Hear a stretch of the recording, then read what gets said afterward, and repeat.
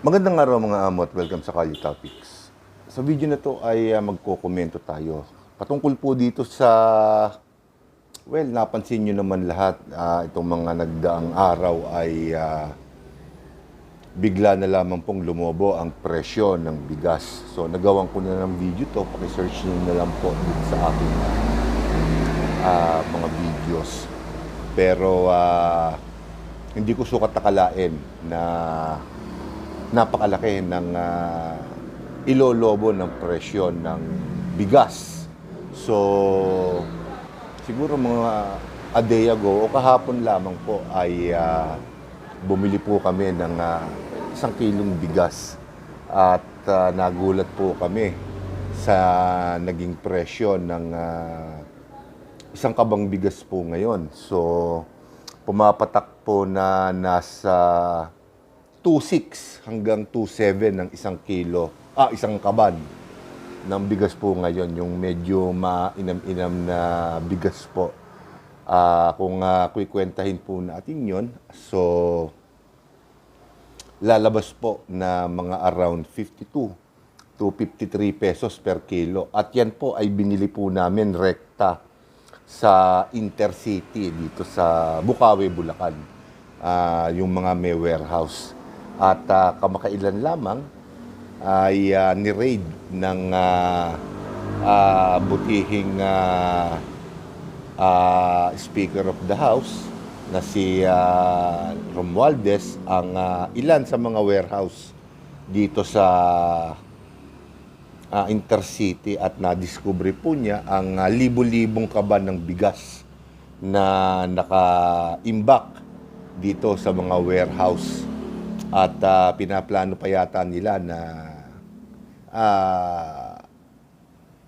halughugin ang ibang mga warehouse sa Kamaynilaan at dito na rin po sa Bulacan. Marami pong warehouse dito.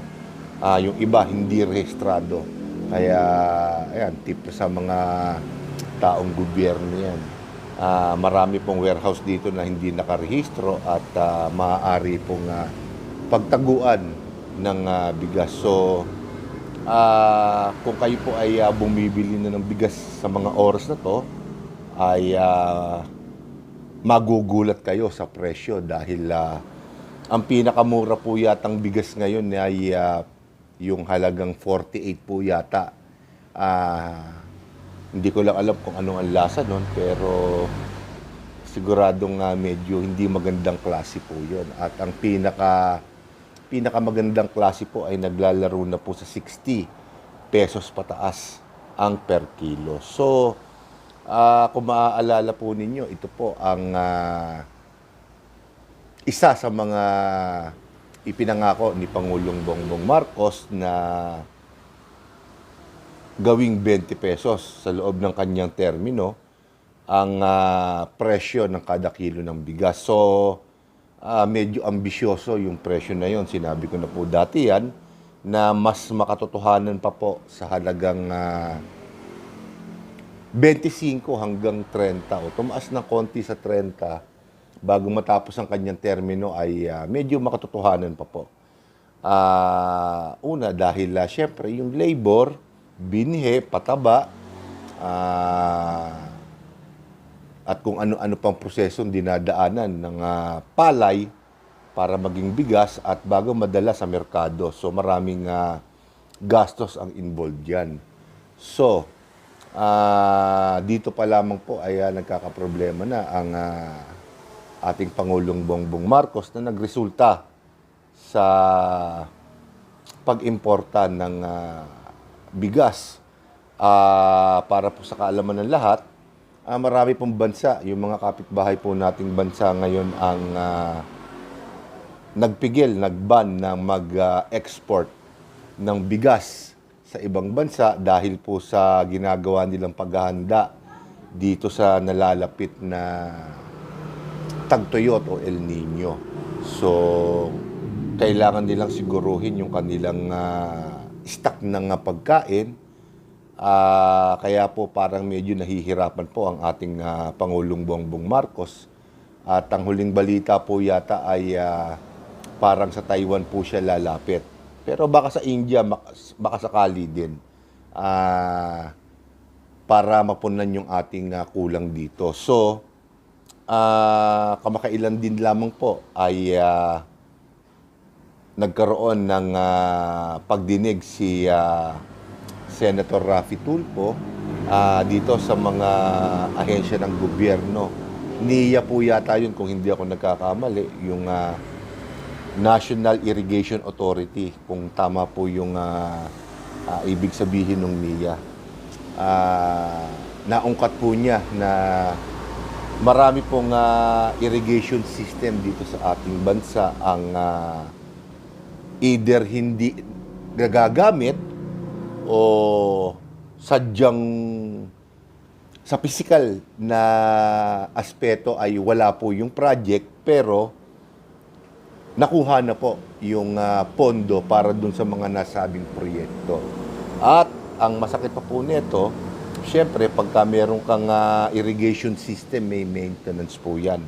Sa pagkakaintindi ko sa paliwanag ni Senator Raffy Tulfo at ng ibang senador, ay may pondo po yan sa gobyerno. So, yung mga irrigation system na pinondohan ng gobyerno, ang gobyerno rin po ang magmi-maintain yan. So, sa pahayag ni Senator Raffy Tulfo ay may mga irrigation system na physically wala doon, pero on paper, nag-i-exist siya. Kumukuha ng pondo para magawa yon, at taon-taon ay kumukuha din ng pondo, ng pera para i-maintain yung nasabing irigasyon na yon. So, may mga inimbitahang resource person dun sa mga pagdinig na yon na nagsasabing wala naman talaga yung mga irigasyon na yon, at maraming problema. Maraming problema yung inihayag ni Senator Tulfo sa kanyang pagdinig. So, isa po yun sa mga nagbibigay ng problema sa ating mga magsasaka. So, kailangan ng magsasaka natin ng irrigation system para, syempre, matubigan yung mga bukirin para tumubo yung mga palay na yan. At ang masama nito, kung wala yung irigasyon na yun o kung hindi nagagamit, di syempre gumagastos ng mas malaki ang ating mga magsasaka para matubigan ang mga palayan na nagdadagdag ng presyo sa presyo ng palay na kanilang inaani. So overall, hindi na nakapagtataka yung mga ganyang problema dahil alam niyo naman ng gobyerno, aminin man nila sa hindi, talagang maraming mga proyekto, yung mga ghost project na sinasabi nila na kinukuha ang pera pero wala naman yung project. So hindi rin nakapagtataka na dito sa National Irrigation Authority ay may mga ganung project. Ang nakakalungkot lamang po nito, ini-expose ng mga senador. Pero lalahatin ko na, pati yung mga ginagawa nilang investigasyon sa mga nakakaraan ay, wala naman talaga nangyayari dahil siyempre, napagtatakpan din po yan. Pero sana, dito sa ginawang paghahayag ni Senator Raffy Tulfo ay, kumbaga may follow-up. Kung talagang totoo yung kanyang mga sinasabi na itong mga proyekto na to na kanyang inilalahad ay mga ghost project, ay sana maparusahan itong mga tao na to, makasuhan at makagawa ng batas, solidong batas na mangangalaga sa irigasyon ng ating irrigation system ng ating bansa. Dahil isa po yan sa mga nagpapataas ng presyo ng mga gulay, palay ng ating pagkain na nagpapataas ng presyo na halos hindi na po natin mabili. Ayan na po ang resulta, isa sa mga resulta, yung bigas. Pero sabi nila by next month daw, ay baka bumaba na yung presyo, pero duda rin ako. Dahil siyempre, kapares nga po nung binanggit ko kanina, may mga negosyante na nagho-hoard ng bigas. Pinatataas nila yan. Isa pang problema yan. Lagit panay ko sinasabi na may mga negosyante na nagtatago ng bigas para mapataas nila yung presyo. May mga nag-i-import, isinasalin sa ibang sako, palalabasin na dito ng galing para tumaas ang presyo. So talagang, o vice versa, yung mga lokal dito nilalagay sa sakong imported, mataas nga naman yon.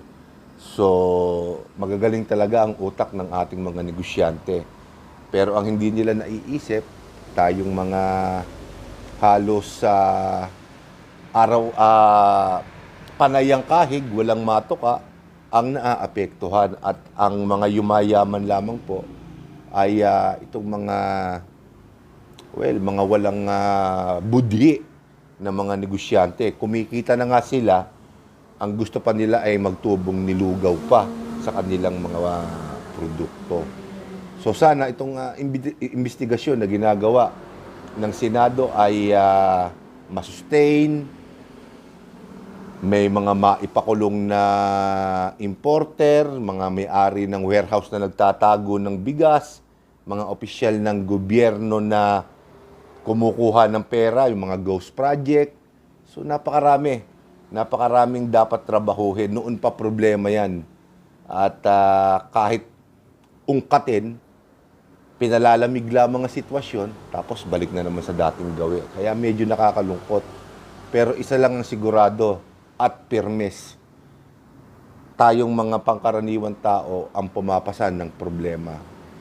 Tayo ang bumibili, hindi naman pwedeng hindi tayo bumili ng bigas, ng pagkain, mamamatay tayo sa gutom. Kaya kinakagat na natin itong mga halos hindi na mabiling mga produkto, mga bigas, gulay at kung ano-ano pa.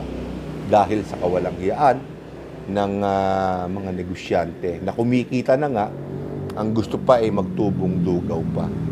So, dito ko muna po tatapusin ang video na to, at sa ibang video ko naman po ay ibang paksa na naman po ang ating tatalakayin.